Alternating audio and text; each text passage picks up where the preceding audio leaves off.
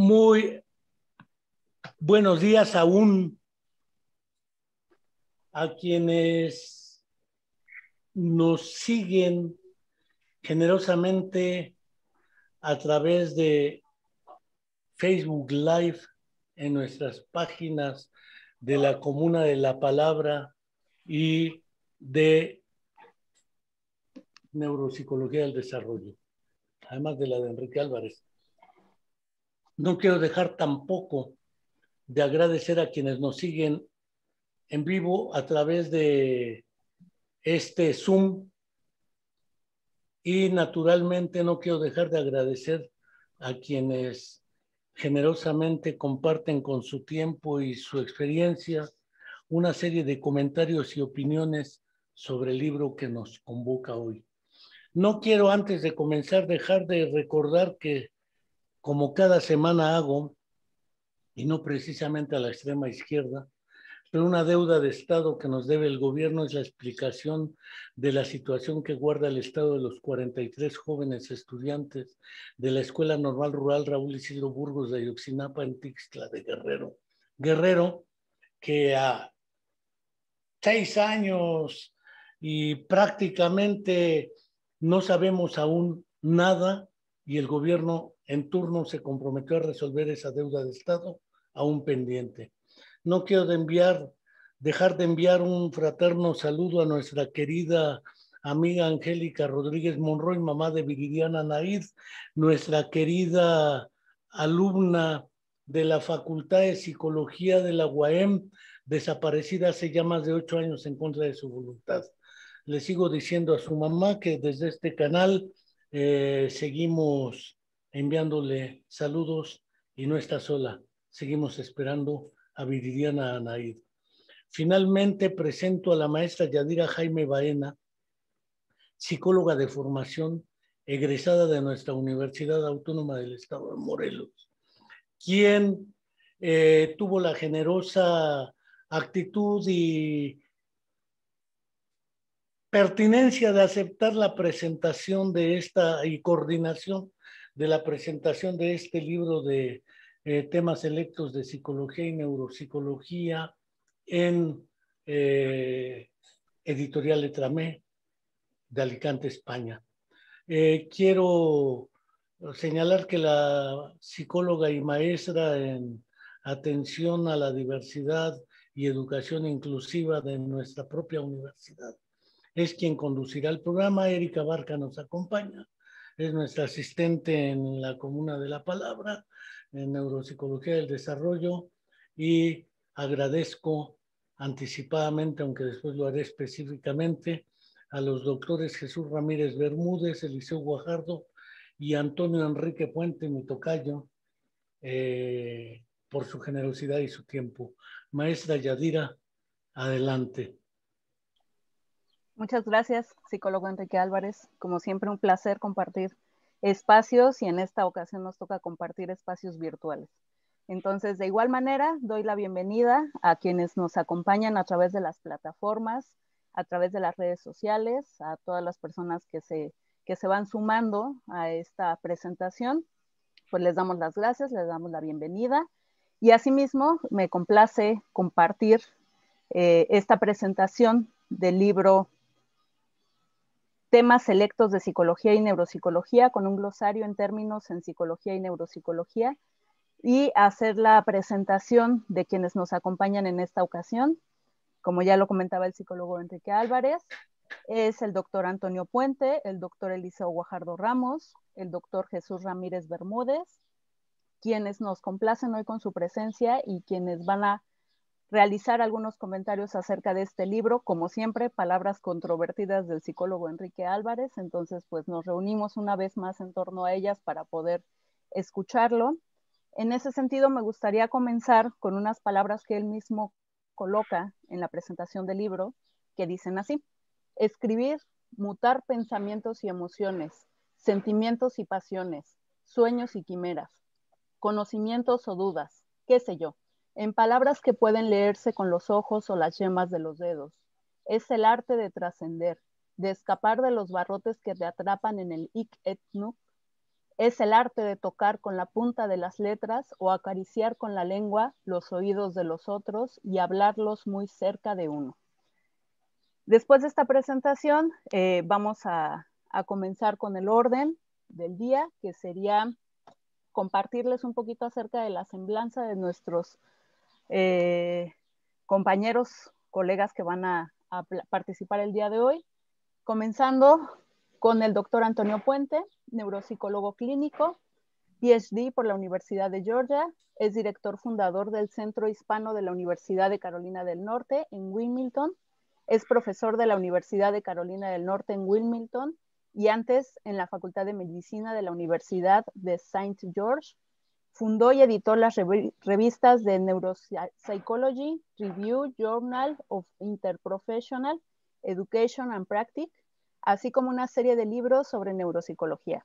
Ha publicado 10 libros, 85 capítulos y 123 artículos científicos en varios idiomas. Es el fundador y codirector de los servicios de salud mental en la clínica Cape Fear, un centro de salud multidisciplinar bilingüe que atiende a personas en situación de calle. Se desempeñó como asesor de la APA durante 15 años. Se desempeñó como presidente de la Asociación Psicológica de Carolina del Norte, de la Fundación Psicológica de Carolina del Norte, de la Asociación Neuropsicológica Hispana, de la Academia Nacional de Neuropsicología y de la Sociedad de Neuropsicología Clínica. Asimismo, en 2017 se desempeñó como el presidente número 125 de la APA y buscó expandir la diversidad étnica dentro de la asociación para servir más al interés público, especialmente a la diversidad demográfica y de pensamiento. También amplió la acción pública y mejoró la interfaz militar y de justicia social. Entonces, sin más preámbulos, le damos la bienvenida al doctor Antonio Puente. Muchas gracias por acompañarnos el día de hoy y le cedo los micrófonos. Muchas gracias y encantado de estar aquí con ustedes. Es un placer y más que nada también es un honor. Y a los colegas míos, encantado de estar con un grupo tan ilustre. Así que contentísimo de estar aquí y compartir con ustedes. Así que tengo algunas palabras para disfrutar estos minutos que tengo aquí con ustedes. Y primero de todo me gustaría empezar para felicitar a José Enrique para el tremendo esfuerzo y los resultados que ha tenido con este libro, que hoy mismito tuve la oportunidad de conocer que hay como 10 diferentes sitios. Se puede comprar este libro de una manera virtual y de todo tipo de maneras. Así que espero que tengan la flexibilidad y interés poder compartir con nosotros como algunos de nosotros hemos tenido la oportunidad. Enrique, estás en buenas compañías, estás en compañía de colegas míos de tu país, de Esmeralda Matute, Fey Ostrowski, amigas mías de hace muchos años que han publicado de este tema, y también de mi amigo de muchísimos años, Alfredo Ardila, que hace poco falleció y nos dejó una leyenda de cómo la neuropsicología debe ser no solamente en el mundo, pero en Latinoamérica. Así que estás en buenas compañías con gente que conozco hace muchos años, que tengo mucha admiración, y estás añadiendo una cosa sumamente importante en el entendimiento de la disciplina que nosotros queremos y deseamos que sea parte de nuestra vida. También, Enrique, quiero decirte que no estoy mirando el libro como un libro, estoy mirando el libro como una parte de historia. Como tú, yo estoy muy metido en la idea de Vygotsky, como habláramos hoy durante esta charlita. Y me imagino que lo que estamos viendo es el próximo paso de tu historia. Empezando con lo que has hecho, que para mí es una cosa sumamente histórica de la Comuna de la Palabra, que al fin esto va a ser parte de lo que ha sido la historia de la psicología en México, pero también la historia en Latinoamérica, y de mi punto de vista al fin va a llegar a ser parte de la historia de la psicología. Así que tenemos que, de una manera u otra, tenemos que documentar el gran esfuerzo que has hecho durante tantos tiempos y tantos años. Así que otro paso. El capítulo que escribiste con mi colega Juan Arango de la historia de la neuropsicología en Latinoamérica, otro paso en esta evolución tuya. Y también muy interesante, más allá de las palabras. Y para mí, una cosa que me tocó mucho fue la historia de la vida y algo más. Esa historia de la vida, algo más, me di cuenta que lo que tú tenías que decir y lo que tú podías ofrecer, no solamente a la psicología mexicana y latinoamericana, pero al mundo, va a ser una cosa muy importante que debíamos y podíamos disfrutar ahora que estás entre nosotros, pero va a ser parte, como te he dicho anteriormente, no solamente de tu historia, pero la historia de psicología. Y revisando los capítulos, especialmente del origen de la neuropsicología y las ideas del cerebro, veo que lo escribiste en 2019, ha desarrollado a lo que estás escribiendo y publicando en 2021. Los personajes y los estudios que hablas en neuropsicología está vivo, están tan claro, y era de emoción y de información. Y veo de nuevo que lo que estás escribiendo hoy es otro capítulo en la vida de José Enrique. La idea del cerebro que hablas y escribe empezando en ese libro en la página 169, incluyendo no solamente la estructura del cerebro, pero las funciones. Y más importante de eso, en esa época estás hablando de conceptos morales, conceptos de que pueden sobrevivir lo que nosotros hablamos de lo que es objetivo dentro de nuestro campo. O sea, felicidades por el libro. Felicidades por la compañía que llevas. Felicidades por, quizás más que nada, otro capítulo en un libro muy amplio, muy profundo y muy interesante. Me recuerda un poco de la idea de mi tutor Roger Sperry, que él siempre hablaba no solamente de las cosas científicas, pero también las cosas morales, las cosas de la comunidad. Y en eso veo que tú ofreces a nuestro campo y a nuestra disciplina en neuropsicología un punto de vista que no es típico, un punto de vista fresco, un punto de vista que nos da opciones de ver el mundo de una manera un poco más amplia que tradicionalmente entendemos de cómo trabaja la persona y cómo trabaja el cerebro. O sea, 3 felicidades y que sigas para adelante con la historia.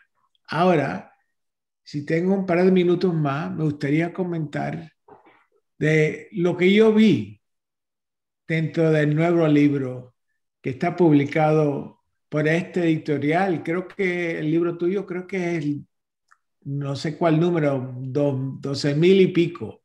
O sea, se han publicado muchos más y espero que el tuyo pueda amplificar lo que pueden hacer dentro de nuestro campo de psicología. Primero de todo, y esto ya es un comentario quizás para los estudiantes más que nada. Yo como tú soy profesor y yo como tú también soy estudiante. Uno sigue estudiando hasta el último punto. Y como estudiante, yo creo que una de las cosas más interesantes del libro tiene que ver con algo que quizás no lo has pensado ni tú. Primero de todo, el libro está lleno de figuras. Y nada más que mirando la figura, vas a poder investigar y pensar de cosas que tradicionalmente son muy complicadas y casi imposibles de entender. punto 1. Punto 2. La referencia que se encuentra después de cada capítulo y se encuentra abajo de varias páginas. Esas mismas son suficientes para conseguir el libro. Si quieres saber un poco de la psicología y si quieres saber un poco de la neuropsicología, miren las referencias. Están completas y muy interesantes. Y por último, el glosario. Para nosotros como estudiantes, el glosario quizás debe ser el primer punto de debemos empezar. En deber leer las palabras dentro del texto. Debían mirar las palabras dentro de un glosario. El glosario me parece un recurso sumamente interesante y buenísimo. O sea, para empezar, las figuras, la referencia y el glosario. Segundo punto, más amplio. Voy a amplificar un poco ahora. Si uno mira el libro en detalle, puede encontrar mucha información, pero quiero que miren el libro a otro nivel. Imagínense que están dentro de un avión, que hoy en día casi nadie está tomando, pero están arriba de un avión mirando la tierra. Y de ese punto de vista, cuando estuve mirando el libro, esto es lo que me pasó por la mente. Primero de todo, que muchos de nosotros hablamos de la educación, muchos de nosotros hablamos de la psicología, algunos de nosotros hablamos de la neuropsicología y otros, especialmente que están afuera de psicología, hablan de la política. Pero casi nunca se mezcla todo junto. Y tú lo mezclaste muy bien en este libro, como lo has mezclado toda la semana en Facebook Live. Últimamente, Enrique, he pensado, como tú lo has escrito varias veces, que nosotros como psicología quizás no tenemos ninguna pregunta nueva, porque las preguntas que tenemos, la religión, la filosofía y otros han preguntado. Lo que nosotros tenemos, que nadie más tiene, es una metodología. Y tú mezclas la metodología y la psicología como una cosa que es fundamentalmente necesario, pero, y quizás más importante, una psicología científica que no tiene impacto en la social, de una manera socialmente, una psicología que no tiene justicia social, es una psicología que no tiene timón. Así que es posible que tú estás haciendo una cosa que no se hace frecuentemente en nuestro campo. Es mezclar la ciencia y la justicia social de una manera tan natural que hace la psicología exigir de nosotros no solamente ser científico, pero exige de nosotros que tenemos que tener impacto socialmente de una manera que hace la justicia social subir nosotros a un nivel que tradicionalmente no estamos confortables. Y quizás esto, lo que usted dice, Enrique, que esto es lo que es el psiquismo. Quizás eso es el psiquismo que usted habla en varios capítulos dentro del libro. Quizás eso es nuestro futuro. Una psicología que eso no solamente es neuropsicología, psicología, ciencia, pero algo que tiene impacto en la justicia social. Vamos a ver. Ahora, me gustaría decir 2 o 3 cositas hablando de los capítulos. Y hay varios capítulos súper interesantes, pero voy a hablar nada más que de 4 de ellos. Porque hay mucho más y la verdad que no es cosa que entendí algunas situaciones muy complicadas para mí. El capítulo de pedagogía estaba muy interesante, pero la verdad no lo disfruté tanto como estos 4. Primero, el mito y la mitología. Habla muy bien, muy claramente de la importancia de lo que es la ciencia, dentro de la psicología, la metodología de psicología, y da importancia a lo que es objetivo, pero también, Enrique, hablas de lo que es cualitativo. Porque nosotros en el occidente del mundo de psicología pensamos que todo tiene que se ver nada más con números. Y tú hablas de la importancia de una ciencia cualitativa. Hay que mezclar a las dos. Sin las dos, vamos a tener una psicología que no llega al punto necesario. Y también hablas que al fin, para nosotros, y muchos de nosotros, incluyendo yo, lo que es práctico es la aplicación de la psicología profesionalmente en la práctica. Al fin de cabo, implicas y quizás dices más claro que eso, que la ciencia al fin tiene que estar aplicada. O sea, busquen, especialmente si uno es estudiante, el mito de la psicología, pero también la tradición de psicología. El capítulo de Vygotsky me encantó, me encantó. Y te voy a decir varias cosas. Primero de todo, conociendo a la hija de Vygotsky, pude conocer no solamente las ideas de Vygotsky, pero pude conocer lo que tú explicas, la metodología, las tradiciones y el impacto, lo que dice Vygotsky. Me parece un capítulo necesario, refrescante e importante. Los ensayos que implicas la neuropsicología, de hablas de la neuropsicología, me encantó. En parte porque yo me formé como neuropsicólogo con Roger Sperry y de los primeros días de mi carrera todo tenía que ver con el cerebro. Y tú hablas muy bien, de una manera muy clara, muy fácil, de las tradiciones dentro de nuestro campo. Pero también habla de la crisis de psicología y la importancia de cómo podemos usar la metodología de nosotros. Y mezclando un poco de lo que hablas de la neuropsicología, me gustaría mezclar un poco lo que hablas de Vygotsky, incluyendo la importancia de entender no solamente el cerebro, pero entender la persona dentro de un marco sociocultural. Y me encantó también las cartas escritas por Leontief, implicando o exigiendo a Vygotsky que no hay futuro para una psicología sociocultural.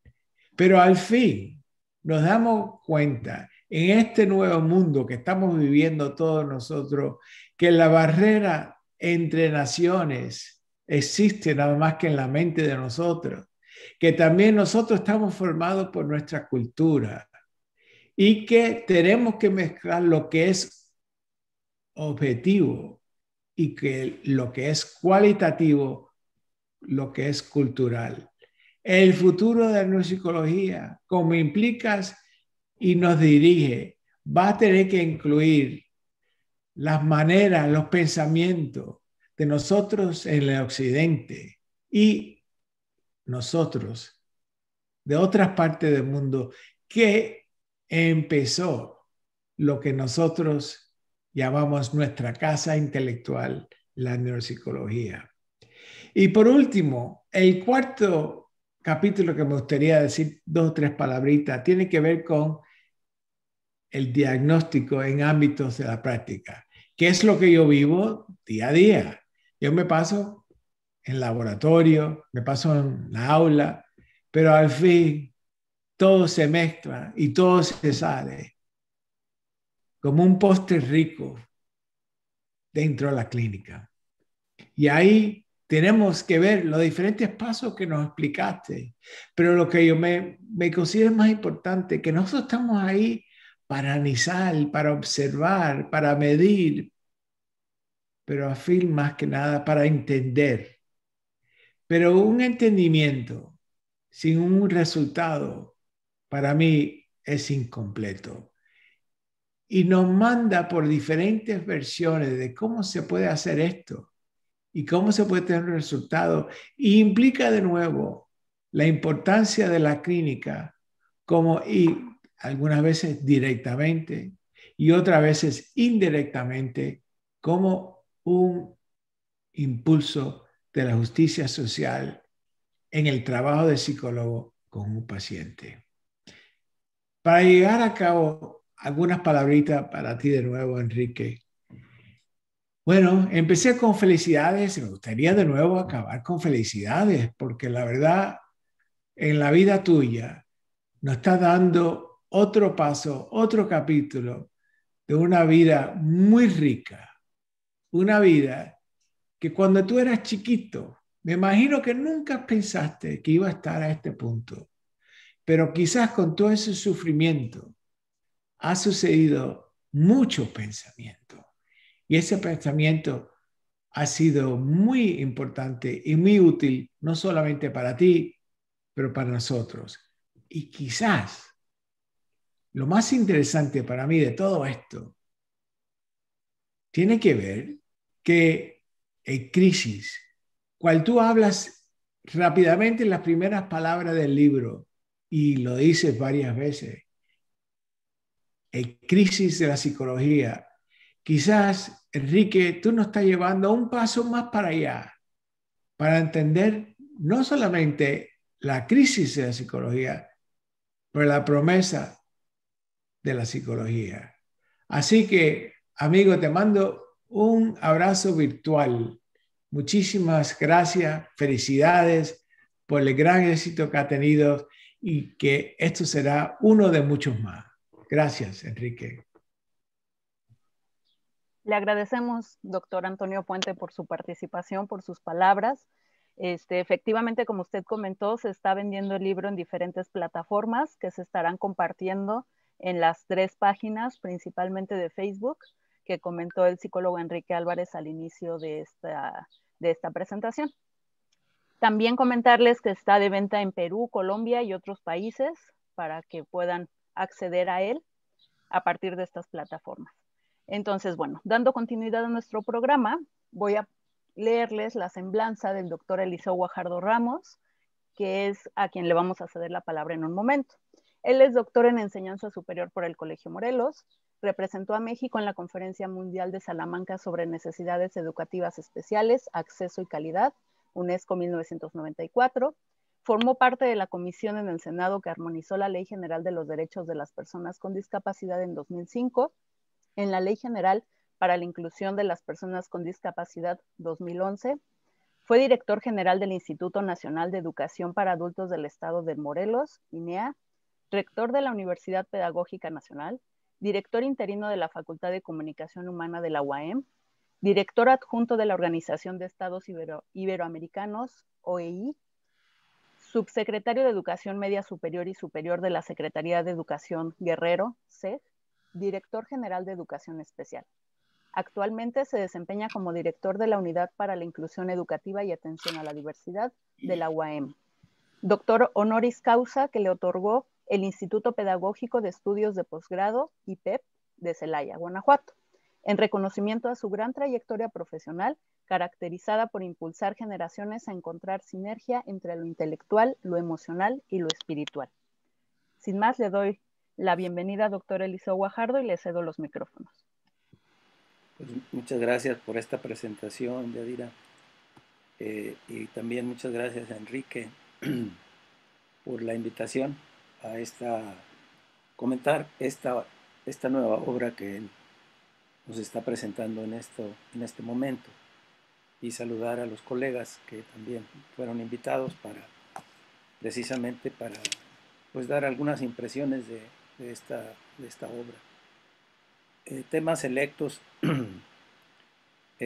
Uno piensa temas selectos, luego vienen obras selectas y luego vendrán obras completas, porque la condición prolija de Enrique ahora ha sido muy evidente. Ha estado escribiendo obra, publicando obra muy, muy importante, y veo en este libro pues una biografía académica. Es como uno puede pensar que está desde una óptica muy generosa de la docencia en psicología. Uno puede imaginar cómo fue su docencia a lo largo de estos 30 años. Pues no solamente en la Facultad de Psicología de la UAM, sino de todas las instituciones universitarias y otras de orden profesional en las que pues Enrique ha tenido lugar, ha sido invitado para seminarios, cursos, talleres, etc. Entonces, digo que es una obra generosa porque cuando se hace a veces presentaciones de resultados de investigación, creo que René Sassó decía que cuando se presentaba un instrumento, se guardaba el secreto de fabricación para el resto, si nada más una parte. O sea que los investigadores son cuidadosos en mostrar la receta de fabricación, ¿verdad? Pero en este caso está expuesto y generosamente dicho, como lo decía el doctor Puente, la bibliografía, toda la bibliografía al detalle. Me hace pensar, ¿dónde vamos a encontrar esa bibliografía, Enrique? Yo sé dónde lo podemos encontrar, pues está en tu biblioteca. Conozco tu biblioteca y sé que es una biblioteca riquísima. Y me hace pensar en la biblioteca de Alberto L. Merani, que su viuda la donó a la universidad y está en la biblioteca del CIPSI, esa obra. Este libro te compromete a que vayas a tener que donar tu biblioteca para poder consultar toda esa bibliografía que nos has mostrado, pero no que la repartan como la de Merani, sino que sea un fondo bibliográfico Enrique Álvarez, ¿verdad? Lo complementas cuando presentas el glosario. Dice el glosario, ¿qué es el glosario? El glosario que trae el libro es muy importante porque lo anticipo a los futuros lectores. Trae un glosario que según esto es para entender el libro por lo denso de algunos pasajes que aparecen en esta obra, y puede entonces recurrirse al glosario y comprender la terminología y la profundidad en lo que se tratan estos temas. No es un diccionario, es un glosario. Son algunas, desde la óptica subjetiva del autor, y algunos posicionamientos al respecto y algunas notas, que son como las notas que yo creo has acumulado a lo largo de todo este tiempo. Y ese glosario pues, nos ayuda en ese aspecto, ¿verdad? Entonces, también es todo un tema el asunto de los glosarios, que son tipo notas al margen de los libros, como le hacíamos antes, cuando todo lo leíamos en libros en físico. Teníamos las notas al margen, a un lado, etc. Y este glosario pues tiene pues es una novedad en el libro, es una novedad muy importante. Y algunas de ellas sirven para comprender los temas, pero otras sirven para futuros proyectos de trabajo, para cosas que están inconclusas, para cosas que todavía no se sabe bien y no se conoce, para elegir hasta temas de tesis, pensando yo en esa parte de la docencia que tú muestras generosamente. Y uno puede decir, ya me imagino cómo eran las clases de Enrique en las universidades. Los que han sido tus alumnos seguramente lo tienen muy claro, y si al leer el libro recordarán algunas cosas de las que ahí aparecen. Que además es es una docencia con una gran, diríamos, honestidad. Honestidad porque están todos los detalles y los interlingües en que se encuentran, que a veces no son sencillos de una explicación, de una didáctica fácil, sino de una problematización permanente. El libro tiene un pensamiento crítico constante. Y bueno, siempre lo va a acompañar todos los capítulos sobre ese aspecto crítico permanente, que pues de alguna forma así se inicia, como decía el doctor Puente, como la crisis de la psicología y el pensamiento crítico siempre sobre las propuestas psicológicas, las propuestas teóricas, las propuestas metodológicas, los resultados, etc. Pero tú te muestras en esta parte desde tus motivaciones en la presentación del libro, qué te motivó a estudiar psicología, mucho antes de que estuvieras próximo a ingresar a la psicología de la UNAM. Y bueno, creo que todos tenemos en nuestra biografía las motivaciones que nos llevó a estudiar psicología, y esto lo pueden empáticamente revisar quienes, cuando sean los estudiantes quienes aborden el libro, puede haber ahí una empatía bien interesante. Que sí, mucho de lo que dice ahí, que lo conocemos en ese monólogo de la vida pasada en limpio, mucho, pero no todo. Y siempre es importante tenerlo en cuenta por la motivación de la temática de la psicología. Y bueno, el capítulo que corresponde a los mitos y mitologías de la psicología y todas las condiciones en las que se ve, no sé si sea para ciertas generaciones el problema de la psicología como ciencia, si fue para algunas generaciones primeras de los que estudiamos en México psicología, porque primero se estudió en las facultades de filosofía y letras, y luego se independiza la psicología, y bueno, cuando se independiza no es que si sea una ciencia o no, sino si es una profesión, porque pues tardó rato en que saliera la cédula profesional de los licenciados en psicología, o sea que se había pensado en un conocimiento, pero no un conocimiento para ejercerla, para saber psicología, no para ejercer psicología. Entonces, esta problemática no sé si tiene una impronta en esas generaciones que hace que siempre se esté cuestionando la psicología y sus métodos científicos en este sentido. El recorrido es muy interesante, muy importante. Tiene los autores protagónicos de todo este proceso de inicios del siglo XX, todavía hincando raíces en el siglo XIX, última parte, y todo eso que se vivió desde el primer laboratorio de psicofisiología, en cierta forma, de Wilhelm Wundt, en ese caso, y todo lo que viene luego. En esta problematización sí extrañé que no viniera, por ejemplo, los planteamientos que hacía George Politzer sobre la psicología de lo concreto, y también la problemática que él reflejaba sobre toda esta dispersión de las psicologías, entre comillas psicologías, y hasta decía, parecen los psicólogos un estanque de ranas que nada más están croando y no se oyen entre sí, porque había una gran crisis a los 50 años de la psicología, y esto fue un gran llamado que en Europa al menos hablaban de la unidad de la psicología, porque pues eran muchas o era una, o de qué se trataba esto. Pero eso viene en tu capítulo, esa parte. Y también extrañé pues toda la parte del psicoanálisis en esto, cómo se jugó, si fue en paralelo, o qué significaba, o también era una especie de una psicología un poquito subversiva aparte, o qué sé yo. Esa parte sí la extrañé en ese capítulo, siento que ahí pudo haber estado. Pero bueno, eso, si te da tiempo y tienes modo de comentarlo luego, pues sería muy interesante. En la otra parte que también veo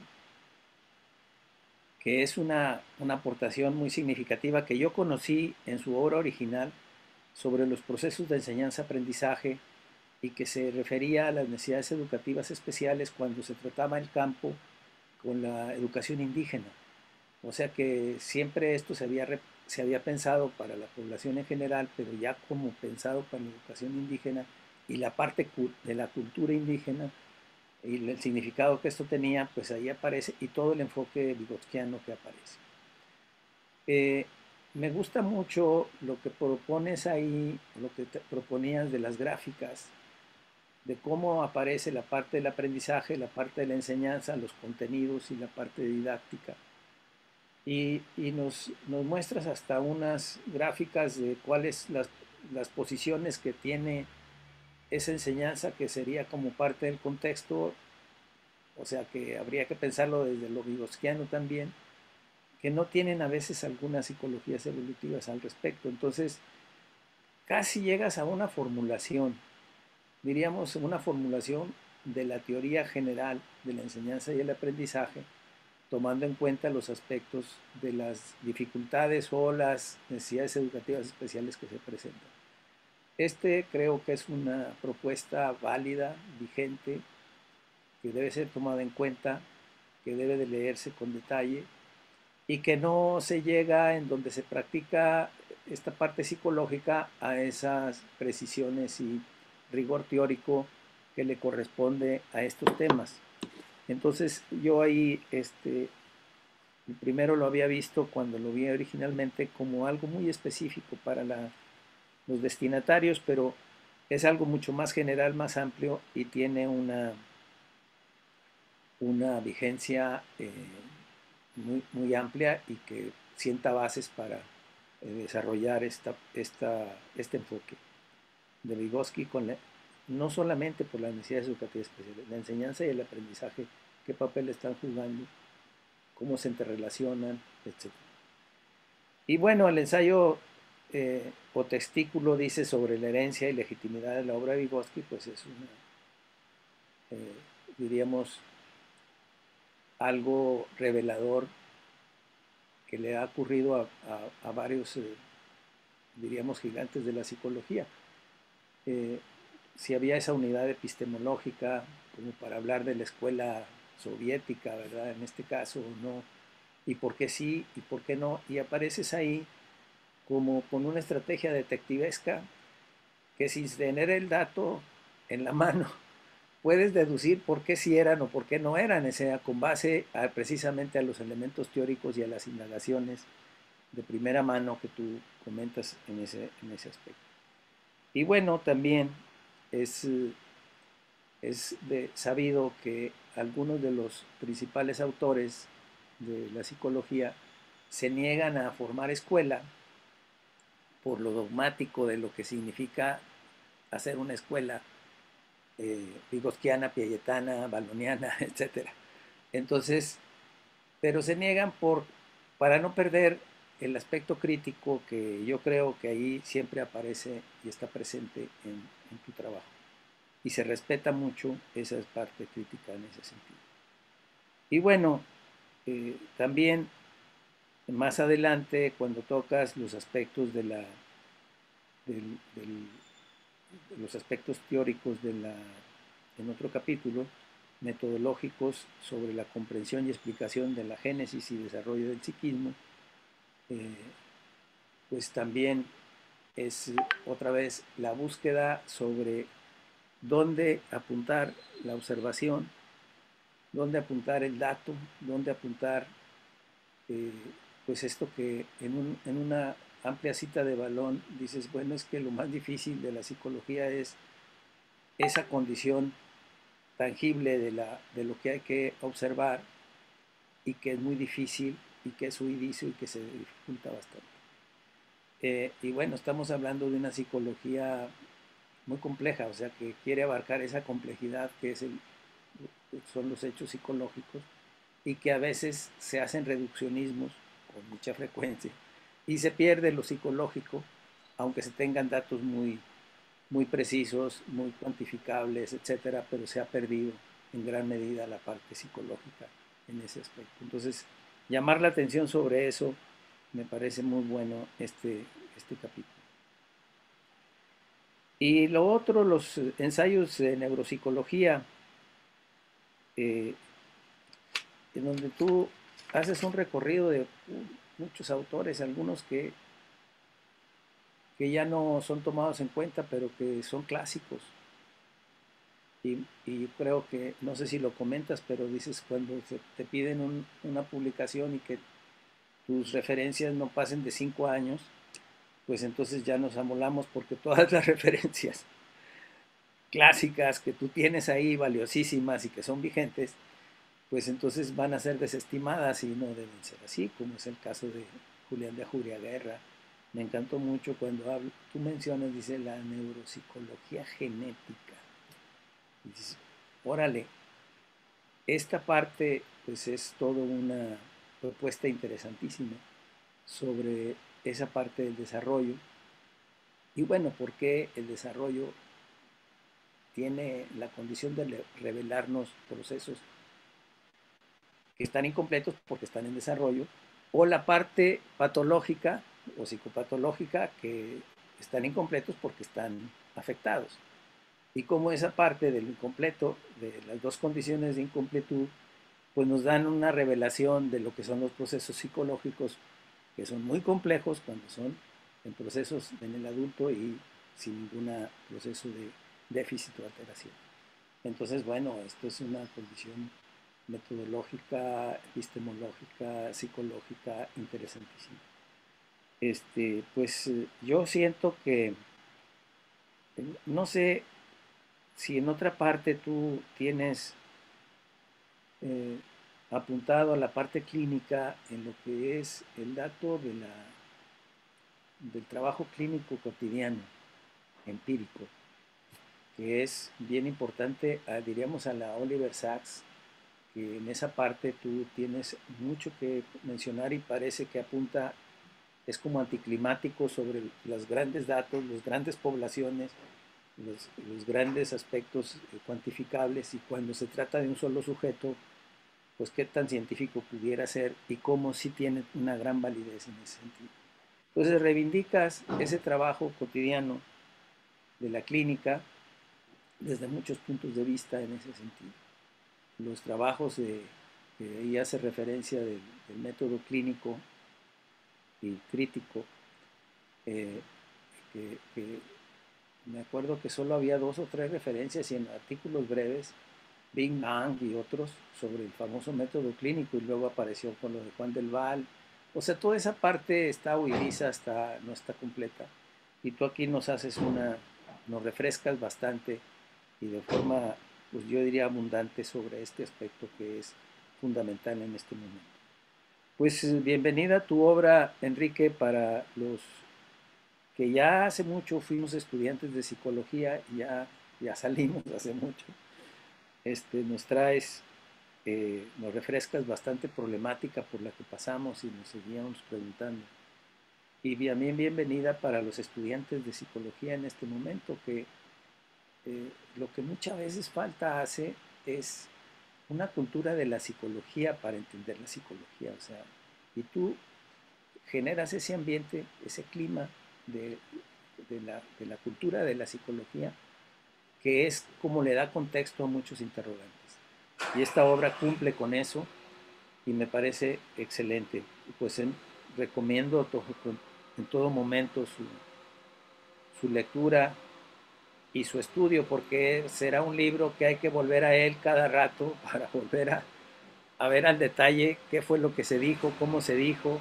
Entonces no es una obra que se lea y se guarde, es una obra que va a estar ahí siempre para una consulta, pues yo diría que acompaña a lo largo de gran tiempo a los que no estamos en el campo de la psicología. Y pues muy bien, pues felicidades y gracias otra vez por invitarme a hacer mis comentarios al respecto. Muy bien. Muchas gracias, doctor Eliseo Guajardo, por sus palabras. Me sumo a la propuesta de la donación de la biblioteca a la universidad. Yo supongo que mucha gente va a estar interesada en que eso ocurra en algún momento de la vida. Y asimismo también quisiera compartirles que soy parte de esa fila de estudiantes que pasaron por las aulas del docente Enrique Álvarez Alcántara y que me siento muy orgullosa de ello. He aprendido y sigo aprendiendo mucho con él, entonces pues nada más como dato curioso quería comentarles, aunque él no se acuerda de mí en el aula, pero yo sí me acuerdo de él.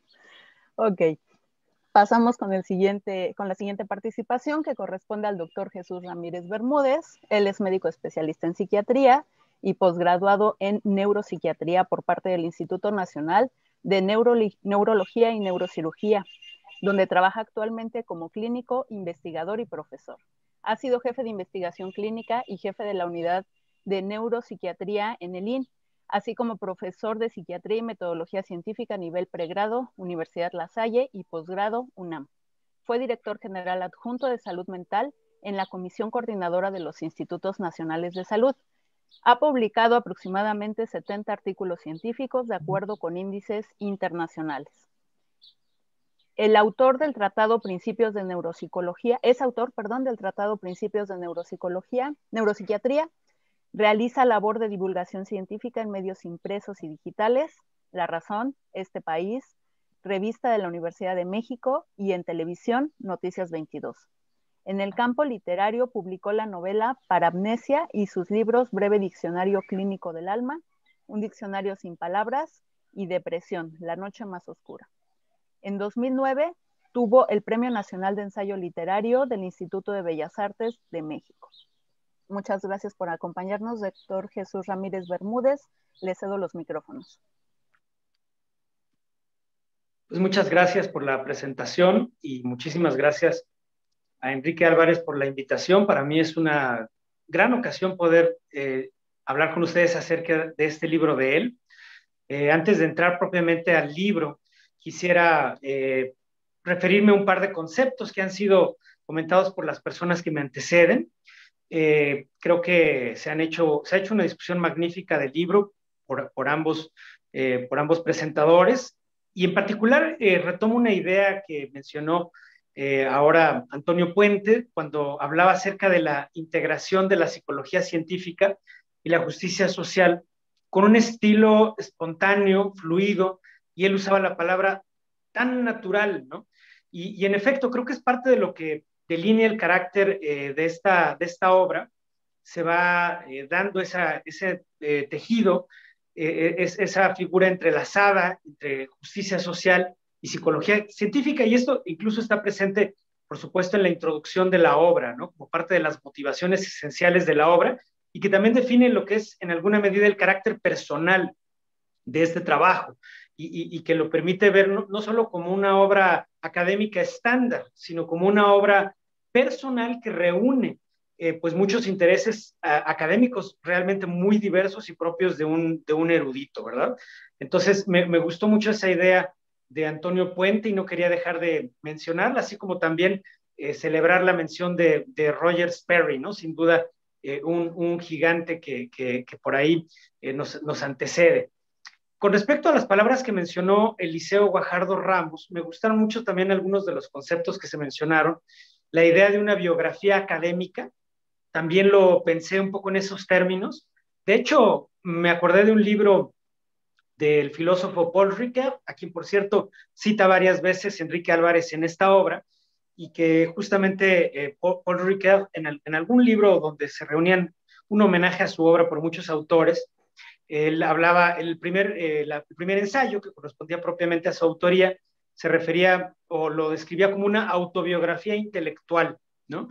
Y yo creo que en algún sentido hay algo de eso en esta obra, ese sentido de biografía académica o de autobiografía intelectual, donde lo general se entrelaza con los motivos personales e individuales, y que no le resta en ningún sentido objetividad a la obra, sino por el contrario, me parece que la sitúa, ¿no? En preocupaciones auténticas que surgen desde un conocimiento que se gesta, pero no como se gestaría a lo mejor en una computadora, ¿no? Sino en un ser humano que nace en una circunstancia, que aparece en un momento histórico y social muy específico, y al que ya me voy a referir, porque yo creo que es parte de esa parte como de ensayo más personal de esta obra. También coincido con la idea de que es una obra generosa, que no se guarda el secreto de fabricación, o sea, no hay una receta secreta, ¿no?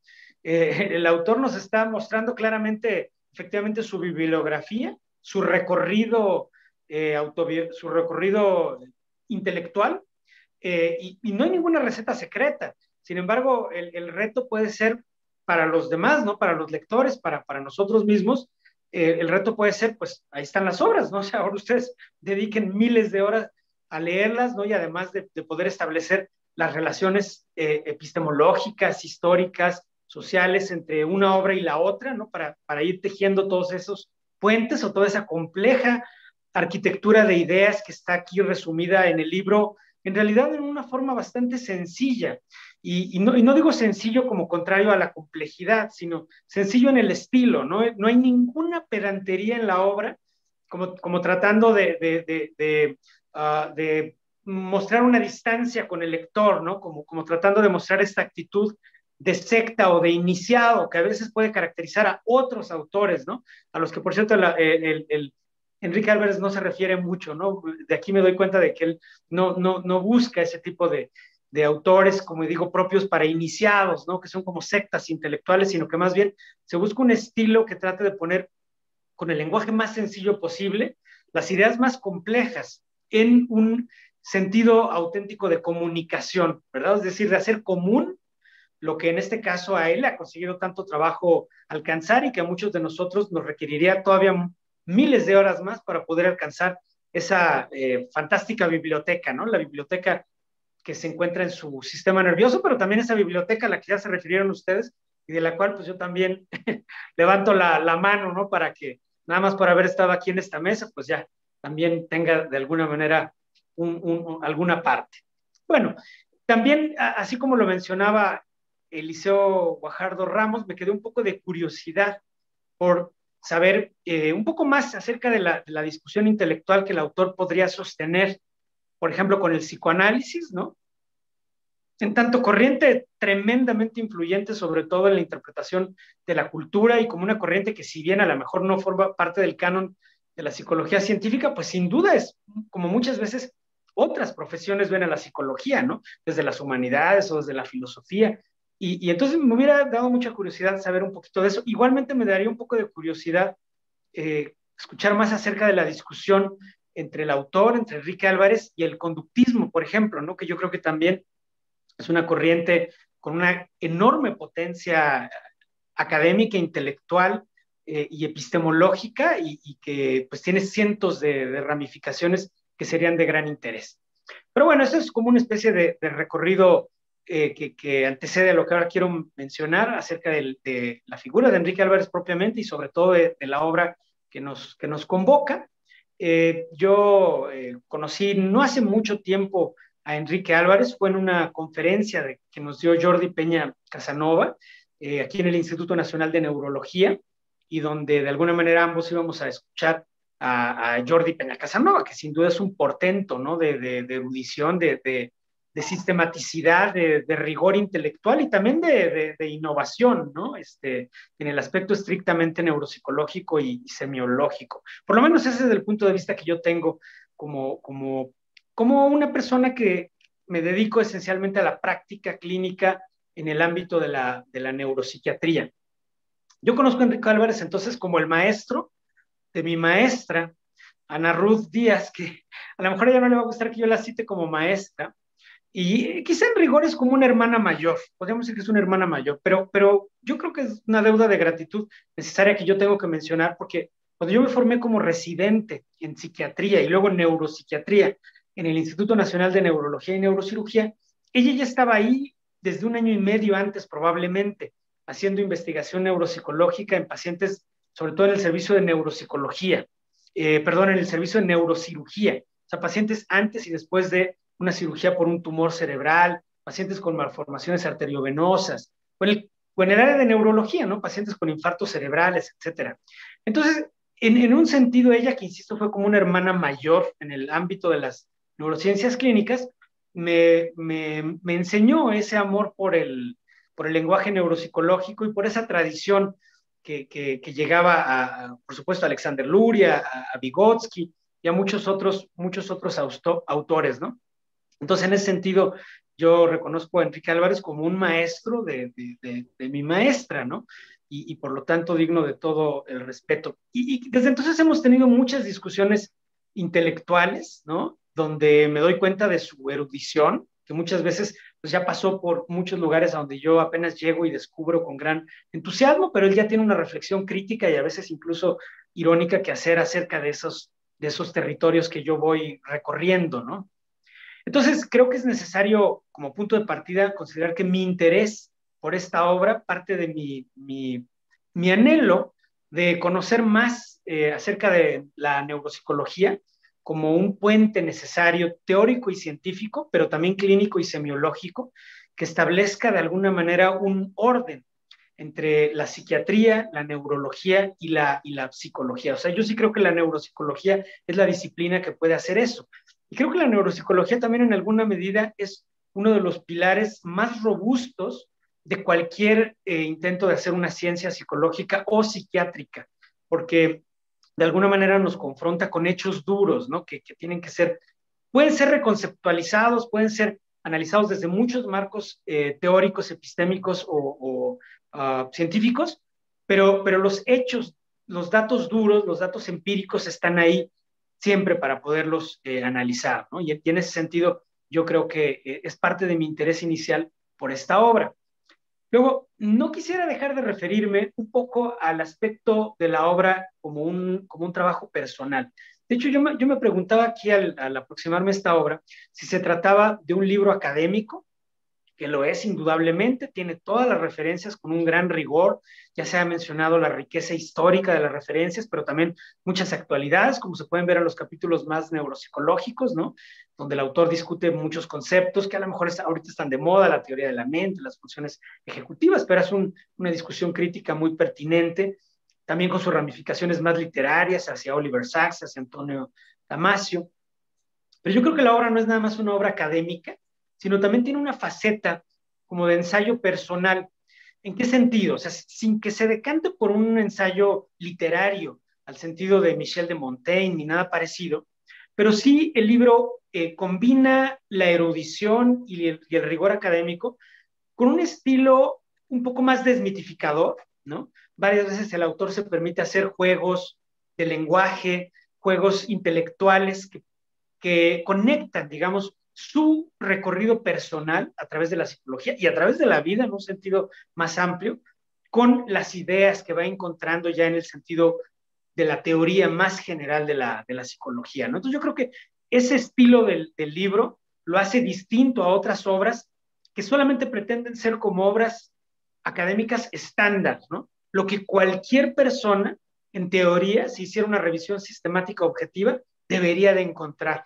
En cambio, en esta obra no es nada más eso. Sí incluye esa dimensión, pero también incluye esa reflexión muy personal con un estilo personal, ¿no? Que es un estilo, insisto, que incluye el sentido del humor, cosa que se agradece mucho, porque entonces el libro es mucho más ágil en su lectura. A mí me llamó mucho la atención, yo no tenía conocimiento, a lo mejor algunos de ustedes que conocen a Enrique Álvarez en un sentido mucho más personal, yo no conocía, por ejemplo, los hechos que se describen en la introducción, ¿no? El punto de partida de sus vivencias en un internado, en el Centro de Recuperación Infantil, donde convivía con personas que tenían, digamos, problemas de salud o del desarrollo psicológico, ¿no? Y entonces entiendo mucho mejor las preocupaciones y la cuidadosa sensibilidad de Enrique Álvarez para referirse a toda esa área de delimitación entre lo sano y lo patológico, ¿no? Sus lecturas de toda la literatura crítica que nos viene de Francia, ¿no? De la filosofía crítica de Georges Canguilhem y de Michel Foucault y de muchos otros autores, y también su enfoque crítico hacia la psiquiatría, ¿no? Yo creo que esa introducción realmente es muy atractiva, muy interesante, creo que tiene muchas lecciones que ponernos, e insisto, sobre todo en este sentido de que no es cierto que nuestras obras son solo obras estándar que podría ser una inteligencia artificial si reuniera toda la información, ¿no? Sino son parte de nuestro recorrido y de nuestras preocupaciones más personales. Luego, por supuesto, me quiero referir al capítulo inicial, que yo creo que es un capítulo central, ¿no?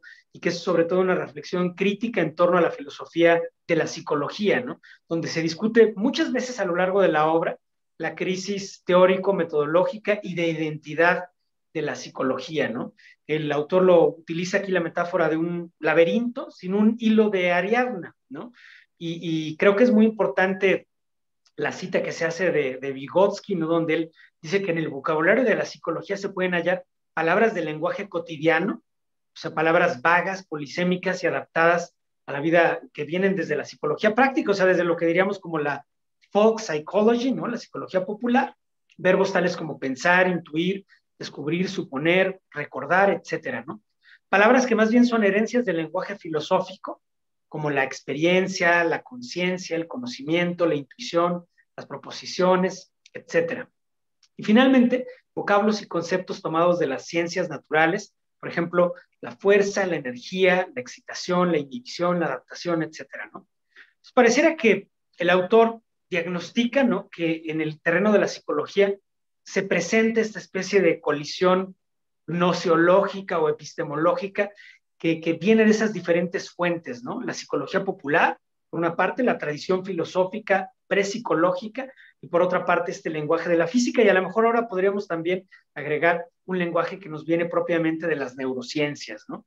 Entonces, parte yo creo que del esfuerzo de la obra, de esta obra, es justamente cómo poner en correspondencia estas tres fuentes para darle sentido y alcanzar un nivel de sistematicidad que nos permita, como lo dirá mucho más adelante, por una parte comprender, ¿no?, por ejemplo, a nuestros pacientes, quienes estamos en la práctica clínica, ¿no? Y ahí a lo mejor todo este lenguaje de la folk psychology, ¿no?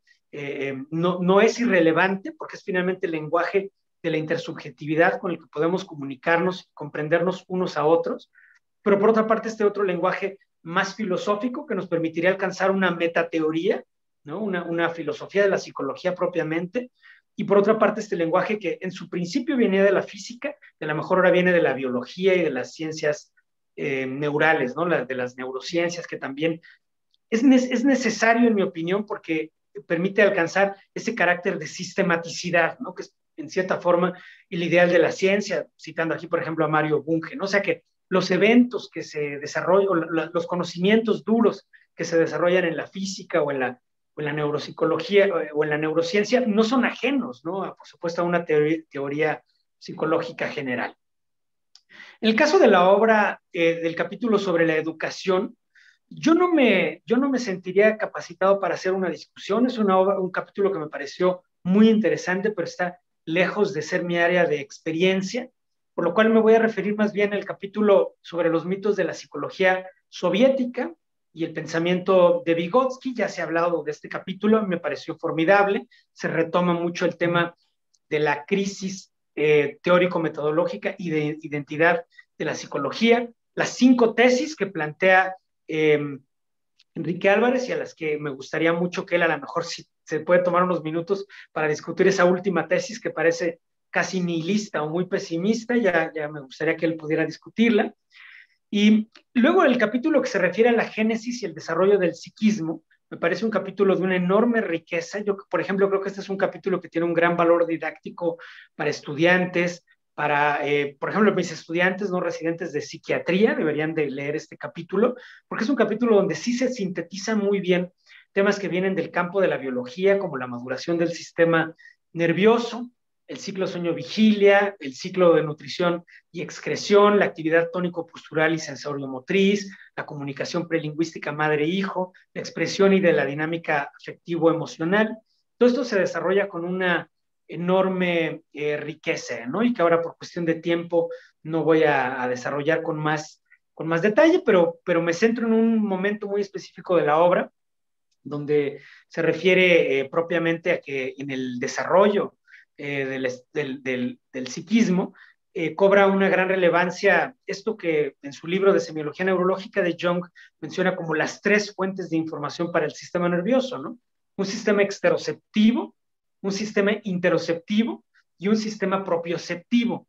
Y yo creo que es justamente en el encuentro de estas 3 fuentes de información y sus interacciones a través de sistemas transmodales, como lo dijera a lo mejor Marcel Mesulam en su libro de neurología cognitiva, es donde se puede entender la emergencia de fenómenos como el pensamiento abstracto u otras nociones, ¿no? Entonces me pareció muy afortunada esta reunión de estos 3 conceptos, porque incluso muchas corrientes actuales, ¿no?, que están hasta de moda, el enactivismo radical, la cognición corporizada, etcétera, pues van descubriendo apenas, o algunas todavía no descubren estos conceptos que están muy bien resumidos y narrados y sistematizados en este capítulo, ¿verdad?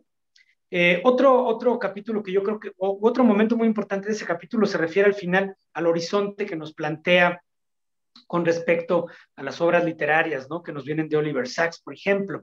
Aquí el autor plantea o recuerda a Oliver Sacks cuando habla acerca de los afásicos y sus capacidades de detección de mentiras, ¿no? Yo recuerdo aquí el capítulo del libro del hombre que confundió a su mujer con un sombrero, que se llama, si mal no recuerdo, algo sobre el pabellón de afásicos, donde hay personas en un área del hospital, están personas que tuvieron afasia y que se están riendo del discurso del presidente. De hecho, creo que el capítulo se llama El discurso del presidente. Entonces se ríen del discurso del presidente porque están afásicos y no pueden entender muy bien el discurso verbal, pero entonces ven todas las gesticulaciones excesivas y estereotipadas de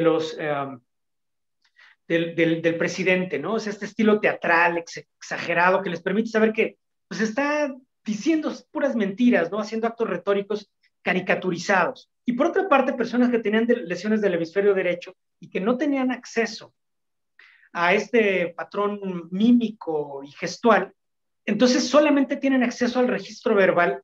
Así me siento como en un examen profesional de grado del Liceo Guajardo.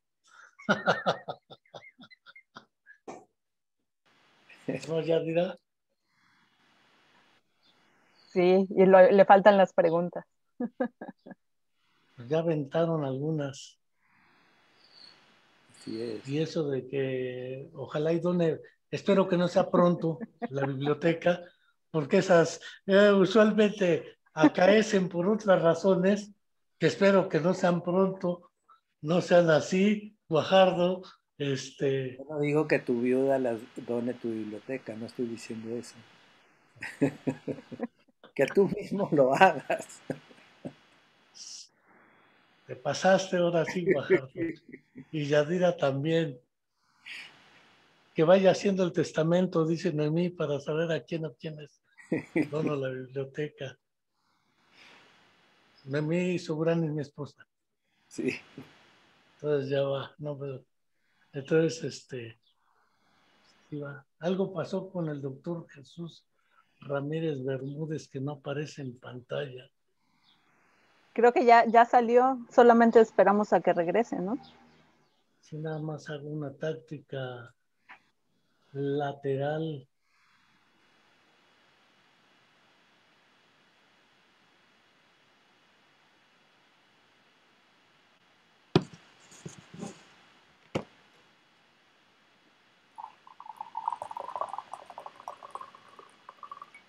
¿Se le ha ido la luz o...? No, ¿También? porque está en el instituto. Siempre la tecnología falla en algo. Sí, a lo mejor la red de internet.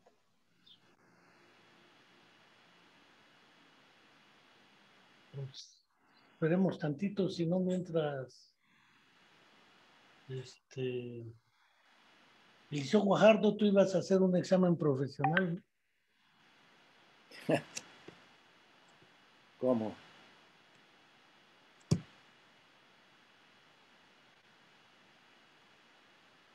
Fue en algo aquí, pero no veo qué es en el chat. En el chat de Zoom hay un comentario nada más. Sí, nada más el de Noemí y el de tárdate en donar tu biblioteca, pues claro, Enrique Tejeda.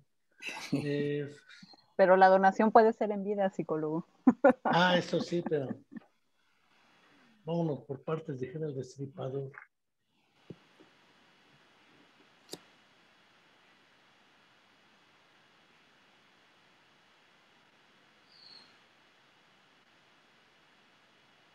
No veo, algo le ha de haber pasado al celular del... Había quizá dicho lo más importante ya, ¿no? Algo iba a decir, no sé si lo más importante, pero José Luis Carpinteiro, saludos a todos, saludos. Jesús Ramírez Bermúdez.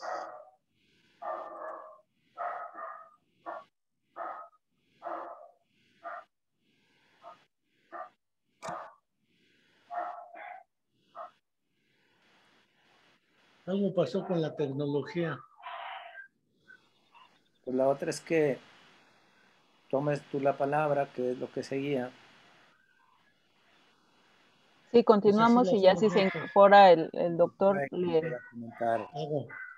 Mientras el doctor Jesús Ramírez Bermúdez realiza el procedimiento técnico que permita resolver el problema, no quiero dejar otra vez de agradecer al doctor Antonio Tocayo Puente, Antonio Enrique Puente, su generoso tiempo y comentarios, el doctor Eliseo Guajardo, el doctor Jesús Ramírez Bermúdez y desde luego a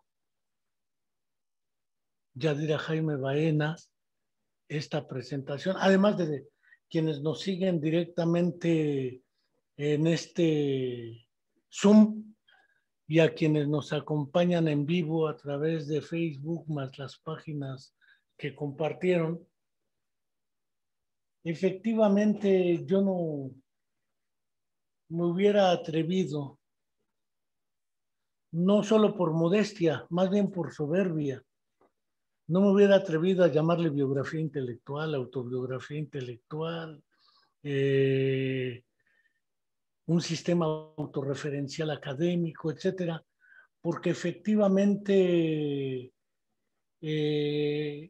tendremos que considerar varias cuestiones. Efectivamente, el propósito del libro nunca fue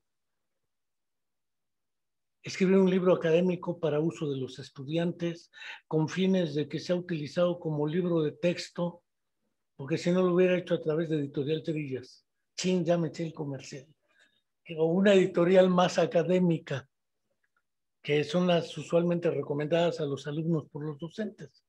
El propósito era recuperar, como se señala en la introducción, una serie de experiencias que hemos vivido desde origen, prácticamente finales de la década de los 50 del siglo pasado.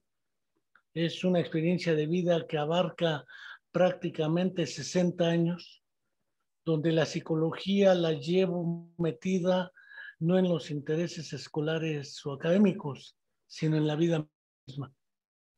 Desde las experiencias, historias de vida que ya refería el doctor Puente, con la biografía de Don Goyo, me parecía imprescindible.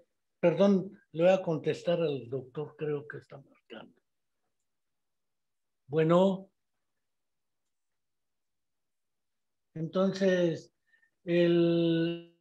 la idea del conjunto de experiencias vividas con otros que no eran yo, pero que como yo enfrentábamos el submundo de los otros, que no están en el mundo de los otros, que no éramos nosotros.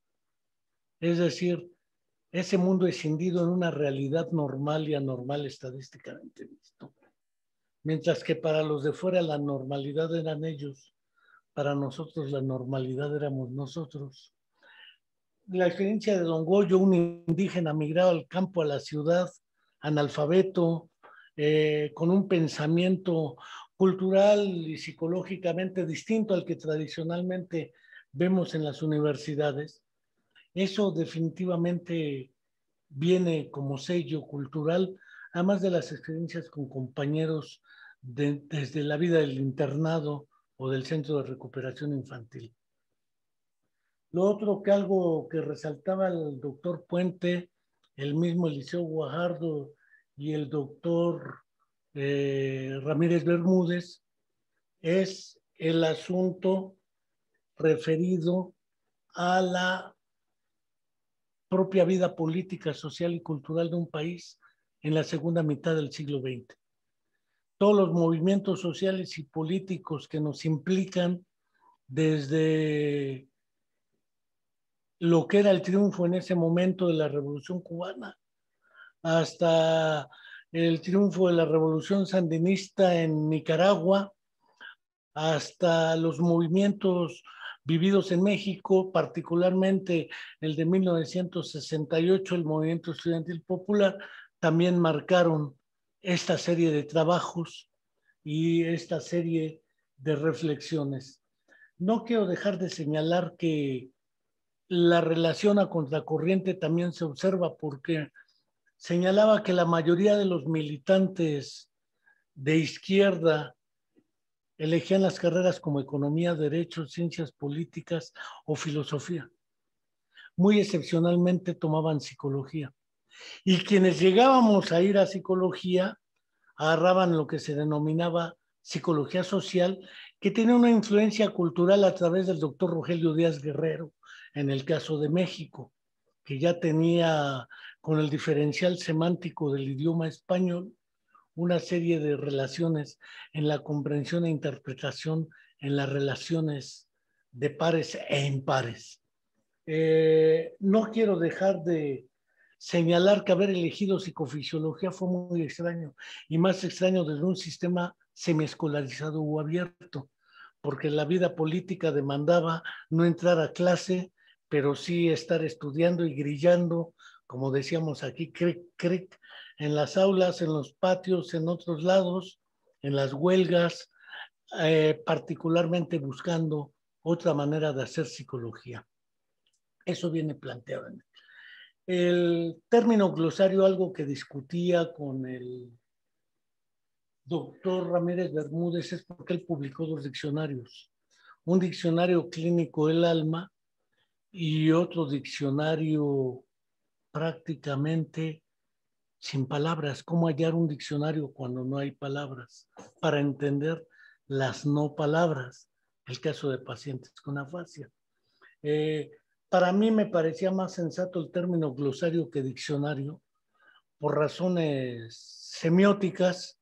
De hecho, son glosas las que se incluyen en el glosario, y porque ya habíamos tenido la experiencia con el diccionario de psicología del doctor Alberto Leónidas Merani Colombo, que era graforreico, escribía a más no poder, y resultaba que para facilitar la comprensión de sus textos escribió un diccionario de psicología publicado en Grijalbo. Cuando lo leímos nos dimos cuenta que necesitábamos otro diccionario para entender el diccionario de psicología de Alberto Merani. Un poco como hubieran escrito en su tiempo algunos filósofos franceses para entender el Capital de Karl Marx. O como cuando en el periodo muy staliniano nos hacían manuales, Nikitin, por ejemplo, para entender la economía política manualera. Y entonces resulta que nos hicimos muchos con los manuales. Un poco la idea era también romper con esa apreciación de manuales. Esta es la definición y sobre esto se va el entendimiento de lo que estamos queriendo referir.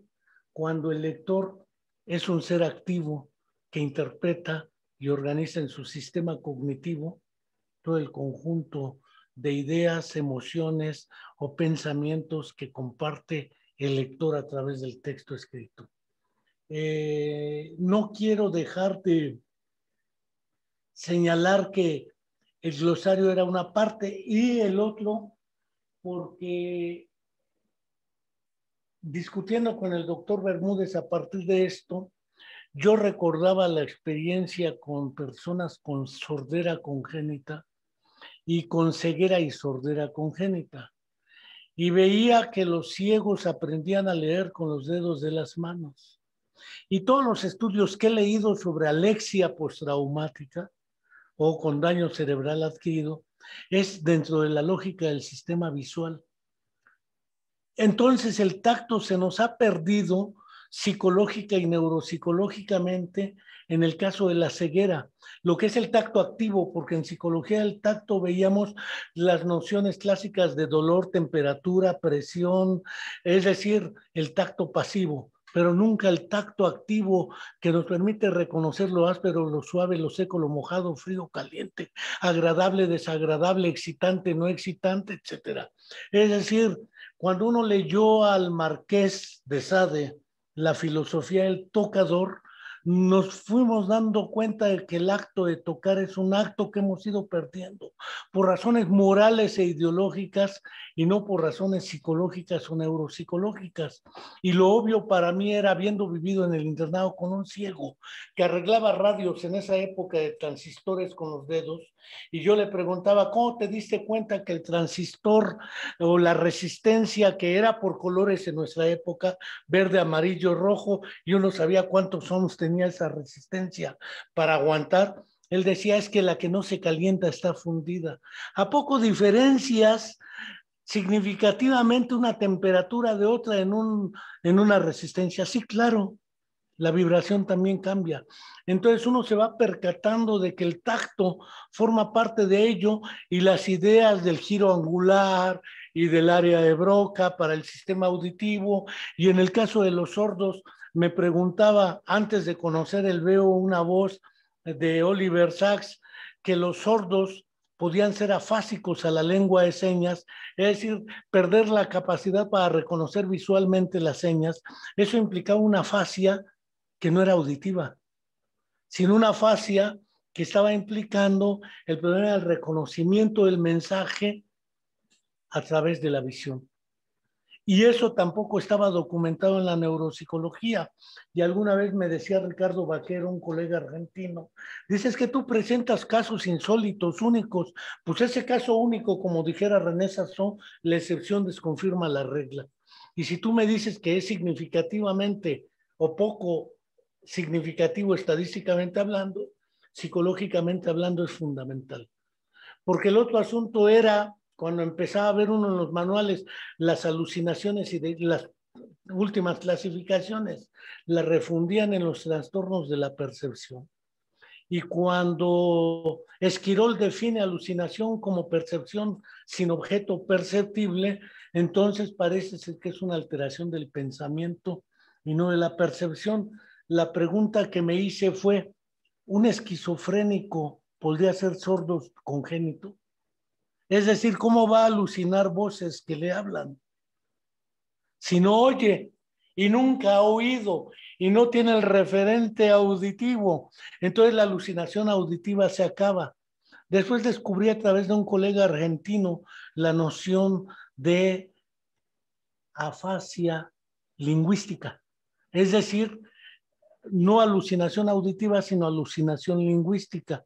Y me dije, por ahí puede venir la clave, porque el lenguaje no se reduce solamente a la expresión fonológico-sintáctica estructurada y a la recepción auditiva, sino también a la comprensión visual y a reconocimiento de señas. Y pacientes de Oliver Sacks que refiere, no decían, oigo voces que me hablan, veo manos que me hacen señas y me ordenan hacer cosas. Es decir, la alucinación era visual y no auditiva, y sin embargo era lingüística. Entonces, ¿qué pasa con la afasia en sordos congénitos, con los delirios en sordos congénitos? Y sobre todo cuando leí las biografías de Helen Keller y vi el documental de Herzog dedicado a la ciega sorda, Finn Straubinger, o el caso de Olga Skorohodova, cuando Alexander Mexeriakov en Awakening to Life, o algo así como Despertando a la Vida, hace el trabajo con ciegos sordos congénitos. Y eso me empezó a meter ruido en términos de nuestras ideas sobre el lenguaje y la percepción. Parece ser que las teorías nos atan, y por eso el artículo prolegómenos hacia una teoría del lenguaje, las afasias, las alucinaciones, que se presenta en un congreso como ensayo. Curiosamente gana el primer lugar de ensayo, y nos parecía muy importante poder replantear esta idea de lo que era el lenguaje, la percepción, el pensamiento, pero sobre todo nuestras ideas y nuestras creencias teóricas sobre efectivamente el esquema de lo que es el diagnóstico psicológico, porque yo puedo suponer que alguien está alucinando o delirando, pero como bien el doctor Ramírez Bermúdez tiene conocimiento por experiencia clínica vasta, el delirio es muy vago. para ser descrito y definido desde los trabajos de la neuropsiquiatría alemana, clásica, ¿sí? Cuando se crea el mismo concepto de esquizofrenia. En realidad, un poco la idea era ir cuestionando esa serie de conceptos y categorías a través de un libro y presentar mis ideas y reflexiones al respecto. ¿Que cumple funciones académicas? Creo que sí. ¿Que cumple funciones personales de autorrealización? Indudablemente, pero nunca, como dijera Eliseo Guajardo, es la pretensión de crear una escuela más. Yo se lo preguntaba a Juan Carlos Arango a propósito de los congresos iberoamericanos de neuropsicología. Le digo, ya está la Sociedad Latinoamericana de Neuropsicología, ya está la Asociación Latinoamericana de Neuropsicología. ¿A poco ahora vamos a crear una sociedad iberoamericana? ¿Por qué no hablamos de unidad? Somos expertos en pegarnos con la cubeta y en dividirnos en vez de plantear unidad. Y me respondió, no, no creo que sea acertado, y me pareció que coincido con él, crear una escuela más, una asociación más, un grupo más, sino vamos viendo cómo desde la diversidad podemos construir una opción que nos abra alternativas para ir avanzando. Creo que esas son las ideas que llevan el glosario y los artículos, hasta los nombres, porque como decía el mismo Eliseo, la idea de textículo me la volé de un tipo que era académico en el ex CIDM, que se transformó en el Colegio de Morelos, Luis Tamayo, el doctor. Él escribía un artículo semanal en La Jornada que se llamaba Textículos, y deriva de Quesno y de un escritor argentino muy querido para nosotros, cuando se referían a textos breves, muy breves, que en realidad no llegan ni a textitos, son textículos. Pero como rayan anfibológicamente con testículos, dije, pues deben salir también de lo más profundo de uno para dar continuidad a una nueva idea o a un nuevo ser conceptual. Entonces, por eso me gustó el concepto de textículo, a propósito de que era una provocación con los Aguilares, el maestro Manuel Francisco Aguilar García y el doctor Manuel Francisco Aguilar Tamayo, a propósito de Vygotsky, pues hagamos un textículo, porque además era un texto larguísimo, que no era textículo, y con unas notas al pie de página larguísimas. Entonces era el juego de la relación entre yo, mi, tigo, migo, y toda esa relación de la identidad, la mismidad, la intersubjetividad y la alteridad. Sí lamento que no sé por qué razones no haya podido reingresar el doctor Jesús Ramírez Bermúdez, pero no quiero dejar de decir, preguntaban en el chat si alguien quería hacer preguntas, o si alguien quería hacer un comentario. Indudablemente está abierto. El libro se puede conseguir en varias plataformas, se escriben en internet el título del libro en Google y aparece en varias plataformas en las cuales se consigue o bajo demanda y se los mandan en N cantidad de días, o en ebook, o en iBook, o en el formato que lo puedan leer en su celular, iPad, computadora, o donde se pueda, porque ya vimos con el doctor Puente que siempre hay algunas dificultades tecnológicas al respecto. Pero no sé si alguien quiera comentar algo de ustedes, quienes están aquí en el live, en vivo, en Facebook o aquí en el Zoom. Galaxy quiere.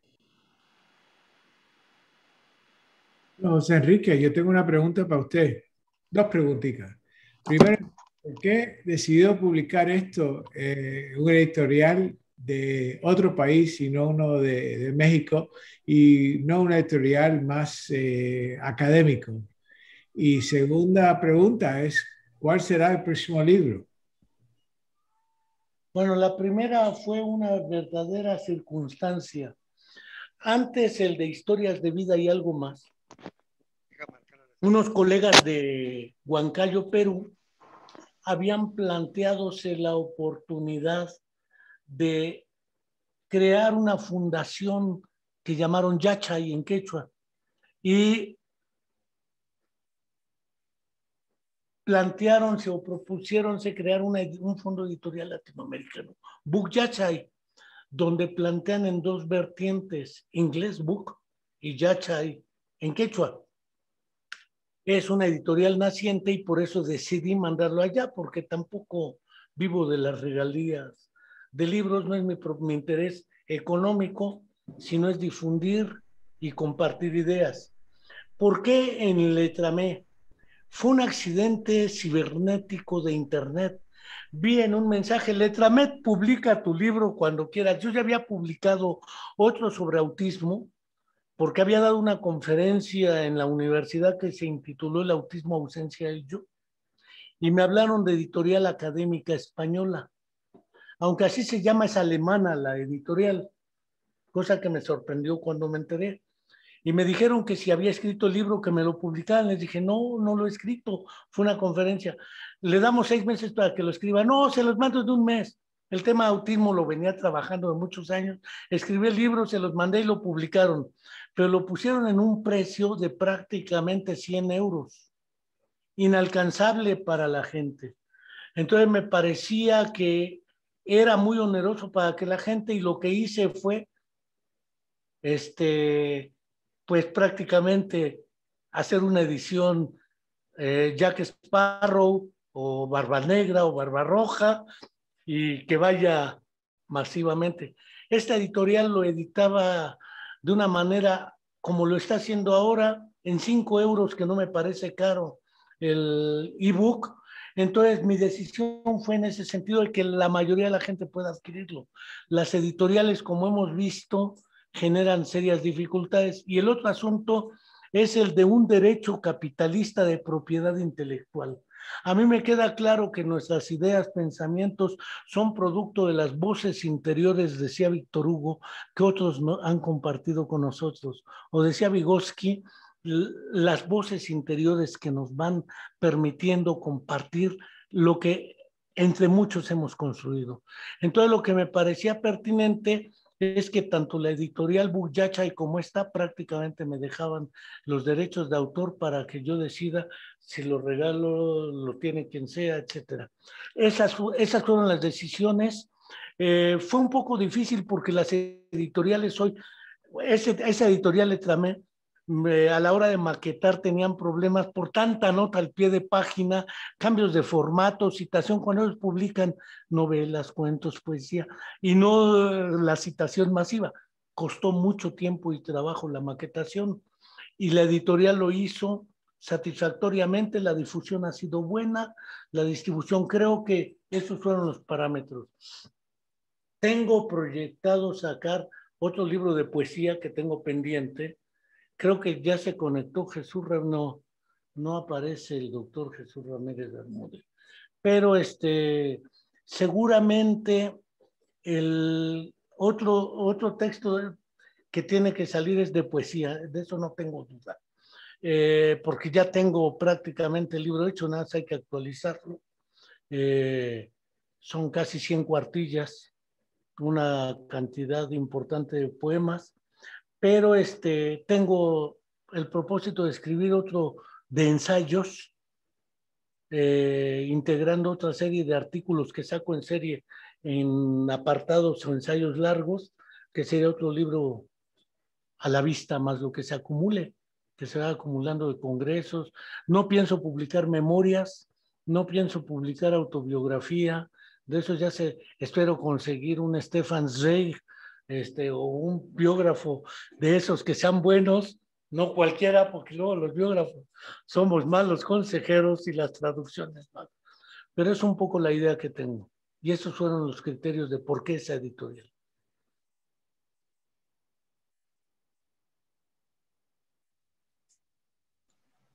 Me parece que Galaxy A5 quería hacer una pregunta, así que... Galaxy A5 que pregunte. Ah, ya lo vi. Así. Adelante, creo que es José Luis Carpinteiro, ¿no? Galaxy A5 2016. ¿Querías preguntar algo? Soy Ricardo. Es Ricardo Labias Maldonado. Estoy pensando dije, Galaxy se parece a mi teléfono. Ya cuando dijiste 2016, dije, ese teléfono viejo es mío. Bueno, Enrique, muchas gracias por este recuento. Gracias también a tus secuaces expositores.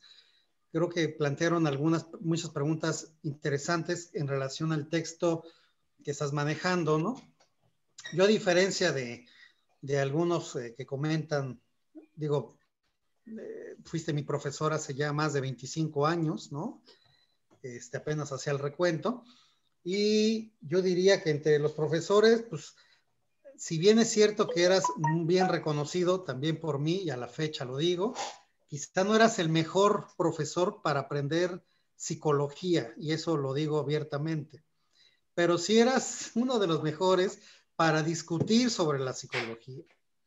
Y eso, al parecer, está muy bien reflejado por lo que estoy escuchando, y este libro, te soy honesto, sí se me antoja leerlo, en esta parte. Porque recuerdo varias sesiones tuyas en salón de clases, ¿no?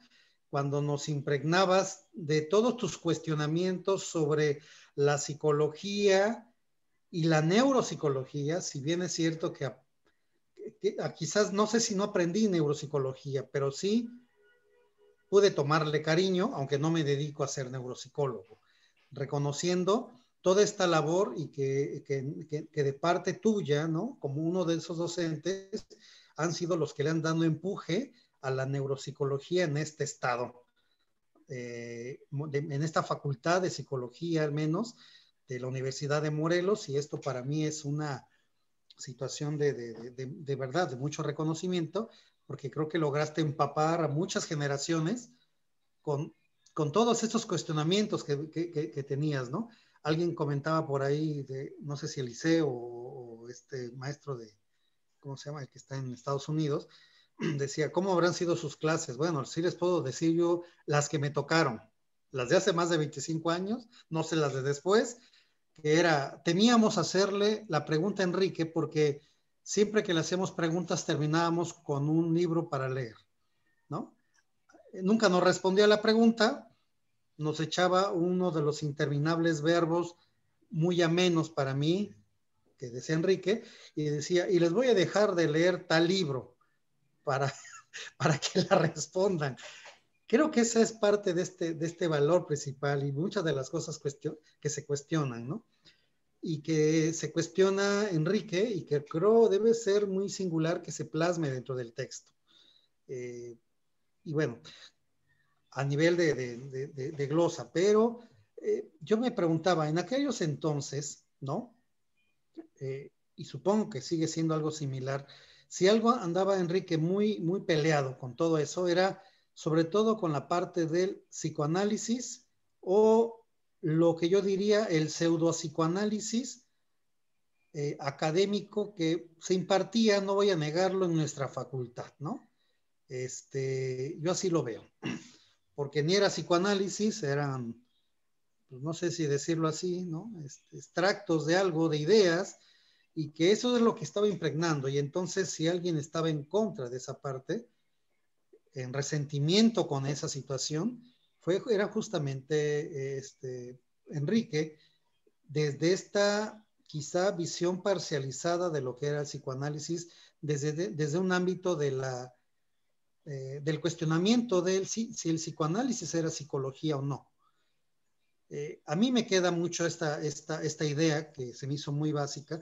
Yo actualmente, a reserva de que me abucheen, yo digo ahora, el psicoanálisis yo no lo considero dentro de la historia de la psicología como tal, porque creo que es una rama que se puede estudiar por separado. Y sin embargo, ante una pregunta que le comentaba este doctor, perdón, yo soy malísimo para los nombres, este doctor que ya no se pudo conectar, que preguntaba... Jesús Ramírez Bermúdez. Gracias, que decía, y me hubiera gustado ser interesante qué pasaba con la cuestión del una parte del conductismo, ¿no? Que el conductismo sí es psicología, y que en aquellos entonces, y creo que todavía, sigue siendo un área de la psicología muy desdeñada por los psicólogos que se forman en nuestra facultad de Morelos. Y obviamente en muchas escuelas también de psicología de todo el estado, puesto que invadimos todos los ámbitos académicos, los egresados de ahí. Entonces, uno, efectivamente, ¿qué pasa en este caso desde tu ámbito, en este cuestionamiento? Si la psicología, bueno, si el psicoanálisis en el sentido estricto entraría dentro de esta historia, dentro de estas historias formativas, yo diría que no es psicología, sino que es otra rama que se puede trabajar por separado, completamente, con todas sus ramificaciones y con algunas. Y dos, ¿qué pasa con el conductismo dentro de tu obra? Si es que hay mención o no, o cómo lo consideras dentro de esta condición que, como bien decía Eliseo, la parte de psicología que muchos psicólogos han estado peleando, luchando, es ser ciencia, ¿no? Manejarlo desde el ámbito de la investigación, dejar de ser especulativa, cuando quizás al final, puesto que todavía sigue en esta definición parcial y se sigue definiendo como área de conocimiento, pues sigue siendo una disciplina muy amplia de un conocer y de un saber, ¿no? Independientemente del ámbito de la ciencia, aunque sabemos que cuando es ciencia, pues tiene recursos. Y ahorita con esta pandemia vemos lo importante y lo necesario que es un buen ejercicio de la disciplina psicológica. Perdón, no sé si quedaron claras mis preguntas. Quisiera solamente plantear que entonces, doctor Puente, no serían 2 libros, serían 3.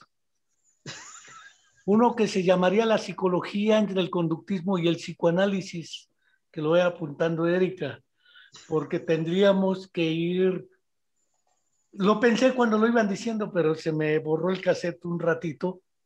Sin embargo, no tengo duda de que sigue siendo para algunos un dilema el de la historia del psicoanálisis. En la introducción digo que yo me acerqué al psicoanálisis por ahí en el 74, 75, con Rafael Estrada Villa, uno de los militantes de izquierda nacionales, de los muy aguerridos, que creó el Instituto Wilhelm Reich y ponía como aforismo: el que de joven no haya estado cerca del psicoanálisis, que arroje la primera piedra. Pero el que siga estándolo ya a nuestra edad, que vaya y haga un acto de contrición, porque refiriendo el caso de Alexander Luria, él fue el representante de la Asociación Psicoanalítica en Rusia con carta firmada por Freud. Néstor Brownstein, en un libro que se llama La memoria, la inventora, dedica un capítulo a Luria que se intitula Luria, el Sostakovich de la psicología. Me gusta la comparación, porque Sostakovich todo el tiempo se estuvo peleando con Stalin. Hace la Sinfonía 1 y lo premian. Hace la Sinfonía 2 y lo prohíben. Hace Macbeth de Mitensk y hasta la cárcel fue a parar y lo detestaron. Hace la Sexta Sinfonía Leningrado y lo rehabilitan. Y después en los pleitos con Igor Stravinsky, que estaba en Estados Unidos, el que va en representación de Rusia como el mejor compositor contemporáneo vivo, pues va precisamente Dmitri Sostakovich. Entonces, entre que se peleaba, Michael Cole, en un congreso que tuvimos acá en el 90, dedicado a Jean Piaget, nos comentó una anécdota que le comentó Alexander Luria, que él siempre, como era el que más salía de la cortina de hierro para Occidente, la CIA andaba atrás de él porque era el que era financiado por el oro de Moscú. Pero cuando regresaba, eso se lo contó Gita Vigotskaya, por ejemplo, a un colega argentino, Julio Guillermo Blanc, que escribe una biografía de Vygotsky, donde le dice que llegaba y se pegaba contra la pared porque la KGB lo perseguía, porque era el único cosmopolita que tenía relación. De ahí viene también en parte el pleito con Leontiev, entre Luria y Leontiev. Pero en el pleito ese pareciera ser que dice Brownstein que en realidad entre el hombre con su mundo destrozado y un pequeño libro sobre una gran memoria son las dos alteraciones, pérdida de la memoria y exceso de la memoria, que en el periodo del estalinismo fueron, según Brownstein, dos formas de eludir la censura, el olvido y la reinvención. Entonces dice que ni Shasetsky ni Shereshevsky existieron. Svetkova nos comentó acá en México en el 92, cuando hicimos un homenaje a Luria precisamente,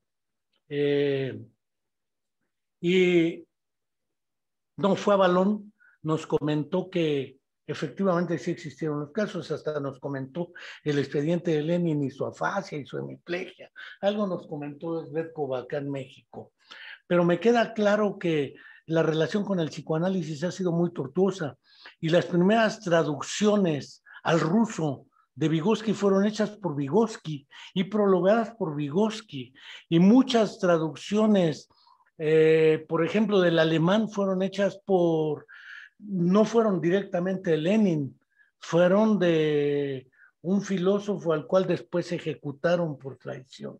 ¿Sí? Y en realidad, en esos pleitos aparece el psicoanálisis y naturalmente el conductismo. Hablo de Watson porque las diferencias entre Watson y Skinner son claras entre un conductismo radical y un conductismo metodológico. No hablemos ya después de lo que es el interconductual y toda esa historia. A lo mejor es probable que tengamos que hacer un trabajo sobre la psicología entre el psicoanálisis y el conductismo. Pero más allá de ello, creo que valdría la pena hacer un breve trabajo al respecto. Sería un tercer libro que ya está pensado, doctor Puente, y que me comprometo a sacar, a ver dónde, a ver si la APA nos echa la mano y lo sacamos. Me comprometo a sacarlo con citación APA 7, si no cambian de criterio antes, o con Vancouver, o con la que me pidan y lo sacamos. Creo que esa es una parte que vale la pena. Y lo otro que decía Ricardo, a mí me daba por tres cosas. No había clase en la que no hablara de poesía, de un poeta y no dijera de memoria algún poema. Y no había clase mensual en la cual no les pusiera una película, desde My Left Foot, Mi Pie Izquierdo, hasta La Terapia del Placer, Cyrano de Bergerac, los documentales de Herzog, Our Handicapped, Un Mundo Discapacitado, sobre talidomida y efectos teratogénicos, lo que sería El País del Silencio y la Oscuridad, dedicado a la ceguera sordera simultánea, La balada de un pequeño soldado, dedicada a la contra en Nicaragua con menores de edad de 12, 11 años. ¿Por qué menores? ¿Por qué los entrenan para la guerra? Etcétera. Pasaba El Bulto, película mexicana de un tipo que se la pasa 20 años en estado de coma y cuando sale descubre un mundo que ya no es, como si el pensamiento se conservara así. Es ficción, pero son interesantes para la reflexión académica, y mis clases eran más bien como charlas, conferencias. Algún día dijo el exdirector de la Facultad de Psicología, exrector de la UAM, expresidente de lo que sería la Junta de Gobierno, René Santoveña: Enrique es muy bueno para dar conferencias, pero no para dar clase. Como dijo Ricardo Labias, dar clase es otro mundo. Quizás se requiere más disciplina y más orden. Y nunca lo he tenido. No sé si alguien más o Yadira. Bueno, por lo menos aquí nadie ha escrito en el chat de Zoom. No sé en Facebook si alguien tenga alguna duda o comentario. En Facebook, Damián Arismendi dice que Jesús Ramírez Bermúdez planteó que le gustaría que resolviéramos lo de las 5 tesis que planteo en el trabajo, a propósito de crisis de la psicología y Vygotsky y demás. El problema es que, según mi humilde opinión, la psicología se encuentra en un laberinto para el cual no hay aún el hilo de Ariadna. Si utilizo otra metáfora, es una estructura con personalidad múltiple, donde cada personalidad dice ser la buena, pero nunca una reconoce a la otra como objetivamente existente. Entonces se vuelve un modelo multiparadigmático donde algunos pomposamente plantean una estrategia ecléctica. Pues agarremos lo mejor de cada uno y lo aprovechamos. El problema metodológico es cómo decidimos qué es lo mejor. Entonces tengo la impresión de que puede parecer pesimista la tesis, pero mientras no resolvamos el problema de fondo de qué es la psicología, cuál es su objeto de estudio, porque podemos pasar por la conducta. Tengamos claro que el psicoanálisis no era psicología, era psicoterapia, y su propósito era extraacadémico. Freud mismo lo deja claro. El propósito de definir un objeto de estudio si es la conciencia, si es lo inconsciente, si es la conducta observable, si es el psiquismo. Ahora que separamos en microprocesos lo cognitivo, lo afectivo, lo volitivo, dentro de lo cognitivo, lo que es teoría de la mente, funciona, y parece ser que hemos fragmentado, y por ahí no está la solución, según mi opinión. La solución está en regresar a uno. ¿Cuál es el objeto de la psicología y cuál es su metodología? Y por ahí darle para fundar una psicología científica, crítica y popular. Valga la expresión setentera que teníamos en una Federación Nacional de Estudiantes de Psicología, pero la opción sigue siendo hacia adelante, construir, porque la opción no es casarse con una u otra versión paradigmática. Es, creo yo, ir definiendo epistemológica y metodológicamente a la disciplina, porque ahora cualquiera le dice psicología lo que hace y se dice a sí mismo psicólogo. Desde neurocoaching, neuroeducación, neurolingüística, programación, de tutti frutti hallamos, de chile, de manteca, de dulce y de mole, de todo hallamos. Y todo se dice ser la buena, es la estructura de la personalidad múltiple sin reconocer a las otras. Creo que el problema puede parecer pesimista, pero es un optimismo fundamentado, dijera Carlos Monsiváis, el buen Carlos Monsiváis. Es lo que puedo decir al respecto de la quinta tesis. De Y los acuerdo. invito a leer el libro. Sí, los invitamos a todos a conseguir y leer el libro. Créanme que no se arrepentirán y creo que además trasciende a la psicología, ¿no? Es un libro que se puede ocupar para múltiples actividades. Entonces, le agradezco, psicólogo, por compartir esas palabras, por escribir este libro. También agradezco la colaboración de la licenciada en Ciencias de la Educación, Erika Barca García, que la vemos también, que la menciona en el libro, porque sé que ha estado ahí al pendiente de recabar todas las ideas que usted tiene y estamos en espera del siguiente libro. Últimamente creo que esto de la pandemia ha ayudado a que usted se siente a escribir, entonces... Y la jubilación, dijera el licenciado. Sí, ahora también. trabajo más que cuando trabajaba, dice. Ahora vemos reflejado su trabajo de otra manera, a comparación de antes. Entonces, pues mis felicitaciones y agradecimientos a todas las personas que compartieron algunas palabras en esta presentación y pues no me queda más que agradecer la invitación a mí. Y gracias, psicólogo. No sé si hay algún otro comentario en Facebook, porque ese sí no lo veo. No, pero gracias al doctor Antonio Puente, al doctor Jesús Ramírez Bermúdez, que lamentablemente la tecnología nos lo bloqueó, y al doctor Eliseo Guajardo. Enrique Tejeda escribe textualmente: cuando yo era niño, hablaba como niño, pensaba como niño, juzgaba como hombre, juzgaba como niño, mas cuando ya fui hombre, dejé lo que era de niño.